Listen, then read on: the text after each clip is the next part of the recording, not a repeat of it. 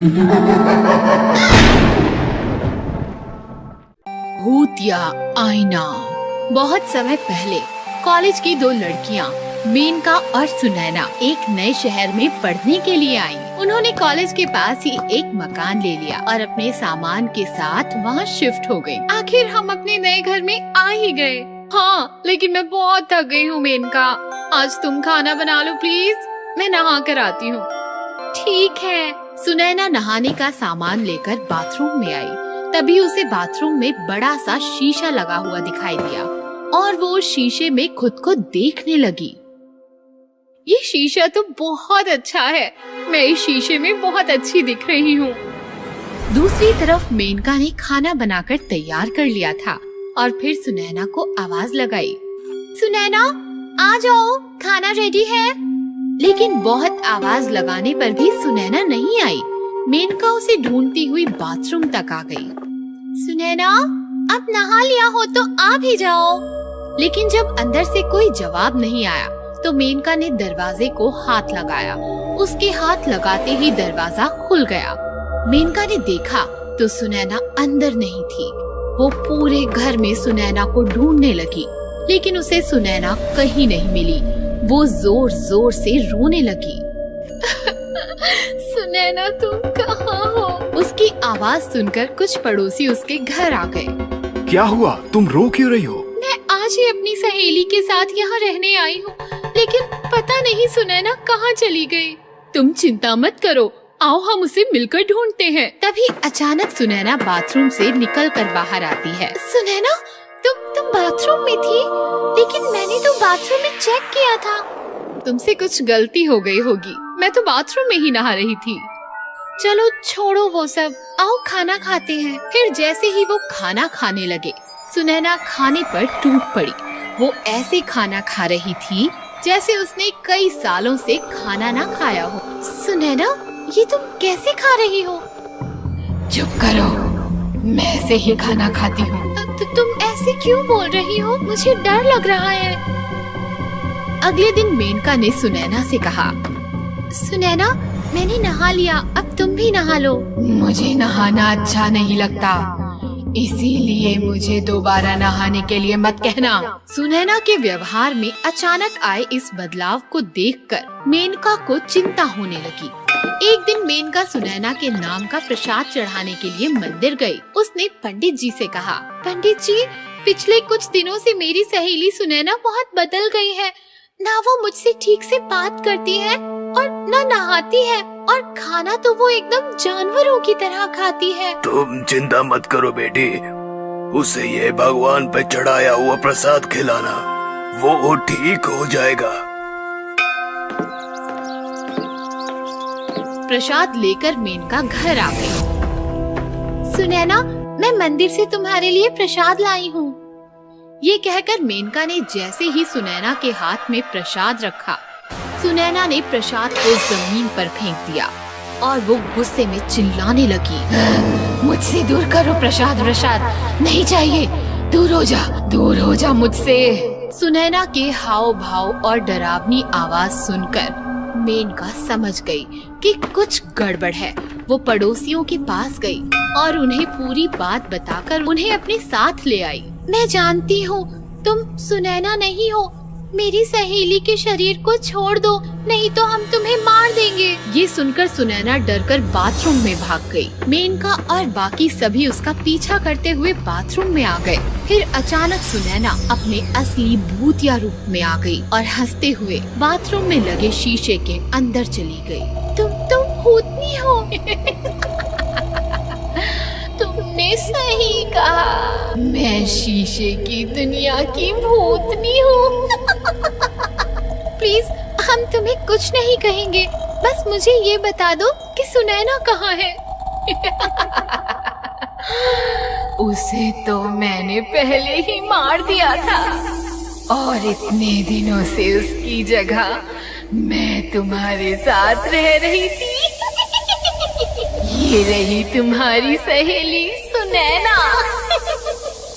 अपनी सहेली को मरा हुआ देखकर मेनका को बहुत दुख हुआ, लेकिन वो कुछ कर भी नहीं सकती थी।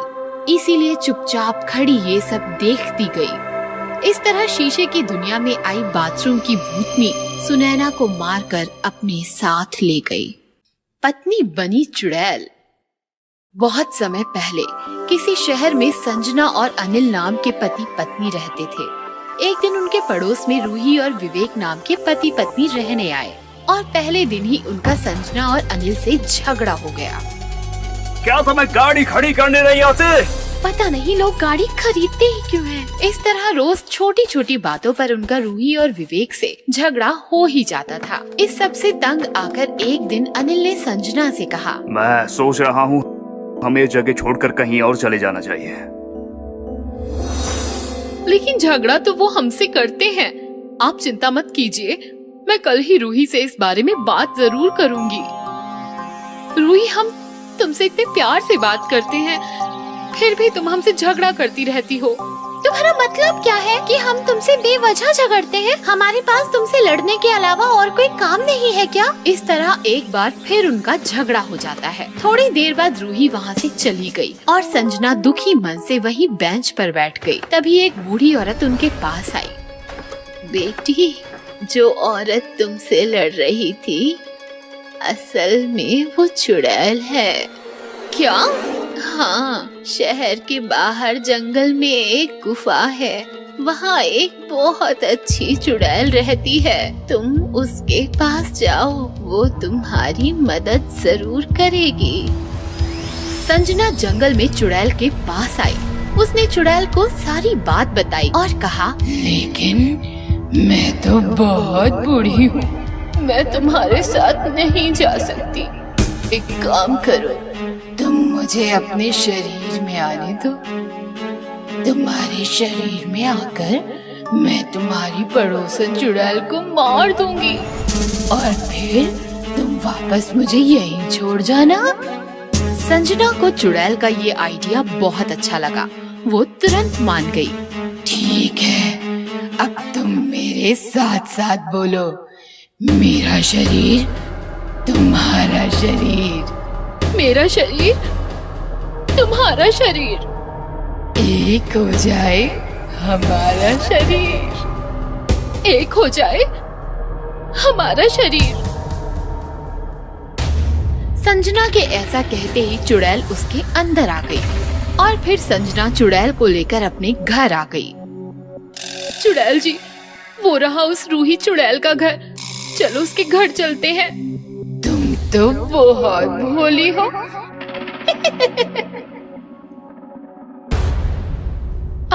अब ऐसे क्यों हंस रही हो? क्योंकि रूही चुड़ैल नहीं है, चुड़ैल तो मैं हूँ। पार्क में उस बूढ़ी औरत के रूप में मैंने ही तुम्हें अपने पास बुलाया था। क्या? असल में मेरा वो शरीर बहुत बूढ़ा हो गया था, इसीलिए तुम्हारे शरीर में आने के लिए मैंने ये सारा खेल रचा। अब मैं तुम्हारा शरीर छोड़कर कहीं नहीं जाऊंगी। इस तरह चुड़ैल ने जाल बिछाकर संजना के शरीर पर कब्जा कर लिया। उसी रात जब अनिल ने कहीं और शिफ्ट होने की बात कही तो चुड़ैल अपने असली रूप में आ गई और बोली, कौन संजना? मैं तो चुड़ैल हूँ। अब तुम्हारी पत्नी के शरीर पर मेरा कब्जा है। क्या मेरी पत्नी चुड़ैल बन गई? अब तुम्हें इस चुड़ैल पत्नी के साथ ही रहना पड़ेगा। अनिल को कुछ समझ नहीं आया कि वो क्या करे। ऐसे ही कुछ दिन बीत गए। फिर एक दिन अनिल ने एक प्लान बनाया। वो उस चुड़ैल से बहुत प्यार से बात करने लगा। चुड़ैल जी, अच्छा हुआ आपने संजना के शरीर पर कब्जा कर लिया। वैसे भी मुझे संजना कौन सी अच्छी लगती थी। आज से आप ही मेरी पत्नी हो। क्या मैं तुम्हारी चुड़ैल पत्नी हूँ? हाँ, लेकिन मैं ये सोचकर परेशान हूँ कहीं आपको संजना के शरीर से कोई निकाल तो नहीं देगा।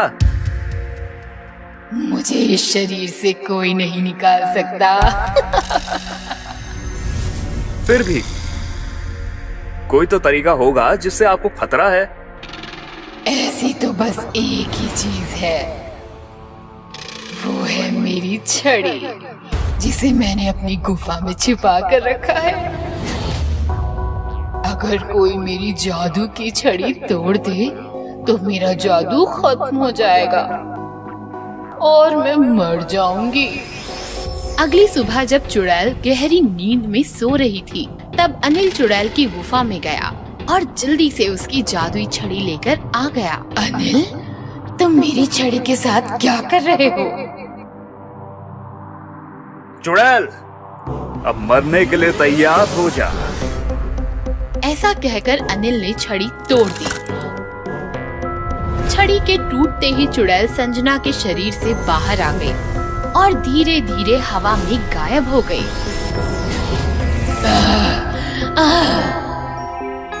इस तरह पहले चुड़ैल ने अपनी चालाकी से अनिल की पत्नी के शरीर पर कब्जा किया और फिर अनिल ने अपनी चालाकी से अपनी पत्नी को चुड़ैल से छुड़वाया।